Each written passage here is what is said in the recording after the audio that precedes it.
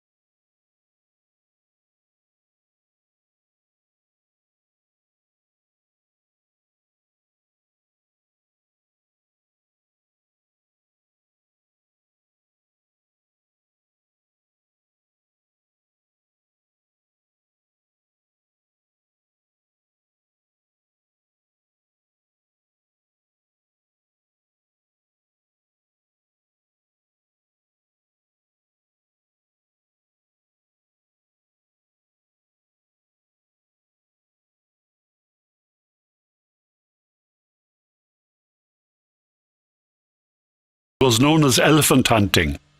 And J.P. Morgan, the most aggressive of the elephant hunters, hired 222 princelings. They were later fined $264 million under the U.S. Corrupt Practices Act. Goldman Sachs, Citibank, HSBC, and UBL also fell under investigation. Princelings who became stars of the financial scene in China included Jeffrey Li, son of Li Ruihan, Winston Wen, son of Premier Wen, Chen Wan, son of Chen Yun, Alvin, the grandson of Jiang Zemin. An American investor explained, "To get the best deals, you have to know the right people. That is why you invest in a princeling fund." 15 princeling funds raised $17.5 billion. A study by CAS, the China Academy of Social Sciences, revealed that 2,900 princelings had a combined wealth of 2 trillion RMB. Conspicuously missing from the list of successful princelings were the children of Chairman Mao. Where were they? Mao married 4 times and had 10 children. 3 died as infants, 1 died in the Korean War, 3 were abandoned or lost, and 3 lived ordinary lives. None of them became rich. Mao's second son,